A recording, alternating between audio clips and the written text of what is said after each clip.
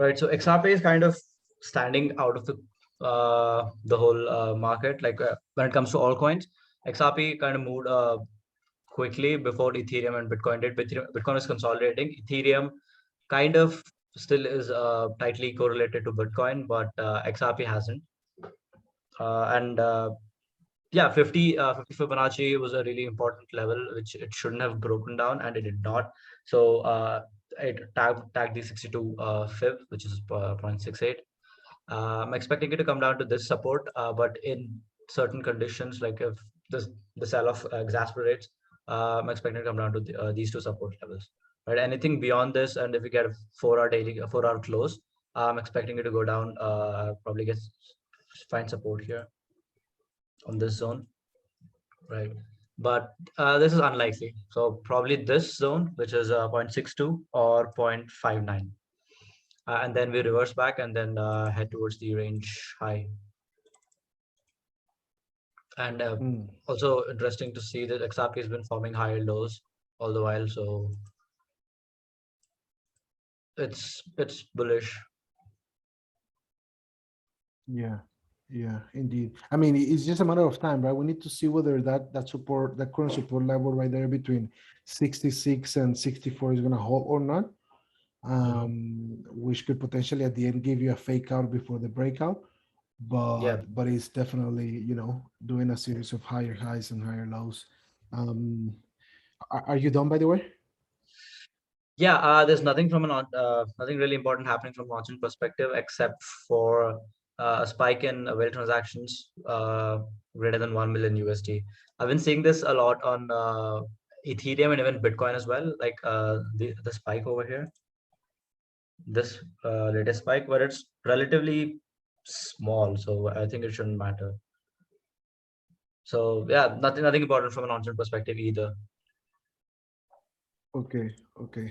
So yeah, let me share my screen real quick, right? Because I do have a couple of different points that I want to share. So basically, for XRP, what I'm kind of looking at, of course, we talked about this the last time, right? That I was basically based on this buy signal that I got here, I was basically just waiting for the 103-day moving average to hold at around, yeah, currently sits at basically 61 cents. I'm looking at the 61 cents support level to hold. If the 61 cent support level continues to hold like it has been doing over the past few days, right, then I'm looking at a potential upswing to the 50 3-day moving average, which currently sits at 88 cents, before a potential, further upside, maybe to 140 or something like that, per se. But if this level fails to hold, the 61 cents, then of course I'm immediately targeting around 44 cents or so, right? Which is comes with the setup trend line right here by the TD that basically coincides with the 203-day moving average.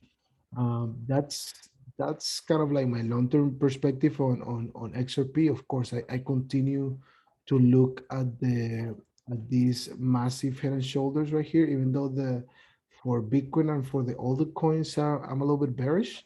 I continue to look at these potential head and shoulders in here, right? That gave me like kind of like a 450 percent target all the way to 335. Maybe, instead of going all the way up, maybe this is the target that it met, and now it's just gonna like crap, right? It could happen, right? But confirmation of that bearish outlook will basically come when XRP finally breaks below the 61 cents support level.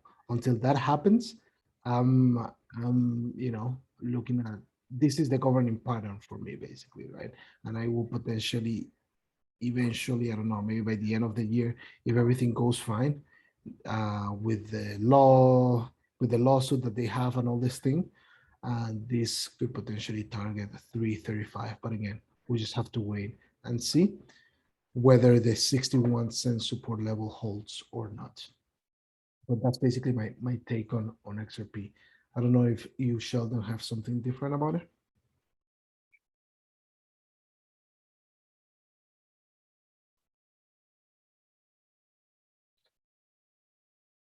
By the way, I cannot hear you.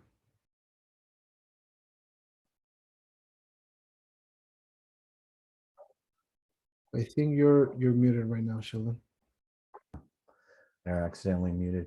No, I pretty much see the same. I mean, we have the larger pattern, which is a head and shoulders, inverse head and shoulders pattern. But one of the things is that this is a rising wedge, which actually triggered to the downside on July 1st, and now we've moved sideways. And really, this is another scenario where you have very definite and almost intimidating resistance and support levels. On the upside, you have the anchored VWAP, you have the 200-day simple moving average, and then you have the neckline within a span of 2 cents, basically 74 cents to 76 cents. And then here you have around 65 cents, which correlates to price levels going back into 2020. You'll see that's important support, and that's where we're getting support now. Since July 1st, also corresponds there. So like Bitcoin, we could end up being in a range again here. We're going to get a death cross. That's inevitable here moving forward. The momentum of the 50 days is going to cause that. So, we can't rule out having a sideways price action. Downside should be contained to the 78.6 retracement of the late December to April rally, which is at 555. If we go below that and we actually close below this low, which is spot 512, there's really not a lot of support until you get down into here, which is down at spot 393. So that really is a vulnerable position below spot 55 for that. But once again, I think sideways price action is going to be the dominant theme for XRP. Okay. That's pretty much what we're all looking at, no? Stiff support right there, and if that basically fails, then the thing is going to crack. But yeah, it's interesting to see that the death cross is coming really close, no? Between the 50 and the 200-day moving average, because that's definitely a bearish event.